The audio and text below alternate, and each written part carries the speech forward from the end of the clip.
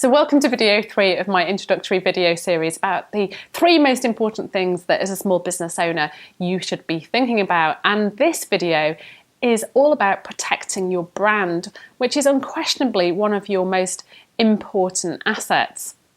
So it really does stand to reason that you should pay close attention to protecting it. Well, what is a brand anyway? We bandy the expression about, but what is it? Well, according to the Intellectual Property Office, a brand can be a trade name, a sign, symbol, slogan, or anything that is used to identify and distinguish a specific product, service, or business. But a brand is much more than this. It can also be a promise of an experience and conveys to consumers a certain assurance as to the nature of the product or service they will receive, and also the standards the supplier or manufacturer seeks to maintain. Brands are therefore reputational assets based on powerfully held beliefs. They drive the understanding of value in a product or company, and perhaps most importantly, customer loyalty. Now, I couldn't have put that better myself. Now, building your brand starts as early as choosing your business name. You need to make sure that nobody else is using your name in relation to a similar product or service, so that, well, number one, you can properly protect your name, your business name, and number two, and perhaps more importantly, you're not going to be infringing anybody else's intellectual property. Now, there's a number of ways that you can check whether anybody else is using your proposed business name. And what I suggest you do is start off with a Google search, obviously put in your name and see who else is using it, and then go on to Companies House web check to check for limited companies or LLPs that have the same name. Then you can look at the Business Names Registry, which has an online free database. Now, that doesn't include every business in there, but it does show sole traders and partnerships, which the Companies House search won't reveal. And then finally, you need to do a trademark search to check that your proposed name is not already trademarked. And you can do that by visiting www.ipo.gov.uk. Once you check that nobody else is using your proposed business name in relation to similar products or services, then you need to check that your name is actually capable of protection. Now, trademarking your name is the best protection that you can have, but your name will have to meet certain criteria for it to be even capable of trademark registration. Now, if your proposed name doesn't distinguish your goods or services from your competitor and it's too descriptive of your goods and services, for example, Suzanne's amazing legal services, then you probably won't be able to trademark that name.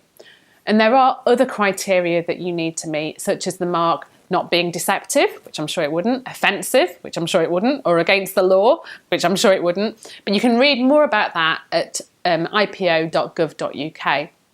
Now, the main benefit, of course, of having a registered trademark for your business name is that it gives you the absolute right to stop a competitor using the same business name. Without having a trademark, you would have to fight a potentially difficult, expensive, and uncertain passing off claim.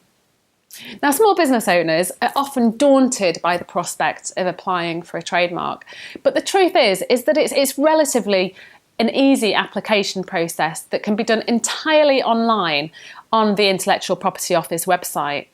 You know, the fees are quite affordable for most small businesses. For UK protection in one class, the fees are £175 or £200, depending on what type of service you opt for. But a word of advice, do be sure to get your application absolutely right, because they don't give refunds for incorrectly submitted applications. Now, once the application is received and the Intellectual Property Office publish the application, and there's a 2-month window in which objections can be made. And this is where your competitors, who might think that the mark is too similar to theirs and will risk confusion, might object to you using that mark. Now, if your application isn't challenged, then you should be the owner of a shiny new trademark within 4 to 6 months from the date of application. Once you've got your registered trademark, you can start to use that little symbol, you know, the R in the circle, to warn people off using it. But do be warned that to use that symbol without actually owning the registered trademark is a criminal offence. Now, once you've got your trademark, if a competitor comes along and starts to use your name, all you need to do is send a cease and desist letter, which is essentially a letter stating that you own the trademark, they're infringing it, and if they don't stop using it, you're going to be taking legal action, and that should sort it out. However, do be very, very careful not to make an unjustified or groundless threat, because making an allegation of trademark infringement could result in the other party bringing a claim against you for unjustified threats. If in doubt, consult your friendly lawyer. Now, it might also be worth you registering your business name as a limited company if you think at any point in the future that you might want to trade through a limited company in order to prevent anyone else from taking the name. The company can remain dormant until you want to trade through it, but you must file dormant accounts and annual returns. Now, it is also possible to trade through a limited company that actually has a different name to your trading name, but most businesses obviously would like the name to be the same. Now, a common mistake that small business owners make is thinking that registering a company name will give you the same protection as registering a trademark. It won't. All it does is prevent somebody else from registering a company with the same name, but they could still trade under your business name if you haven't trademarked it. So if you haven't already taken steps to trademark your business name, then perhaps this is something that you need to put on your, I'm sure, very lengthy to-do list. But seriously, it's worth thinking about it. And do remember that the typical application period will take 4 to 6 months. Okay, so even if you think it's something that you want to be doing down the line, make sure you factored in that lead-in period. It's particularly important for people who are thinking about franchising a business at any point, because you would definitely want the trademark in place before you enter into any franchise agreements. So there you have it. It's actually really simple and easy to trademark your business, but you need to make sure that you've chosen the right name in the first place. Now, I've got some great blogs on this, so do go and check out my blog as well. That's suzannedibble.com. Or, if you do want to have a chat about whether you think whether your name is actually going to be capable of registration, then get in touch. Email us at support@suzannedibble.com and we'll set up a time to talk, and we can help you with that process. So your brand, as you've heard, is one of your most important assets.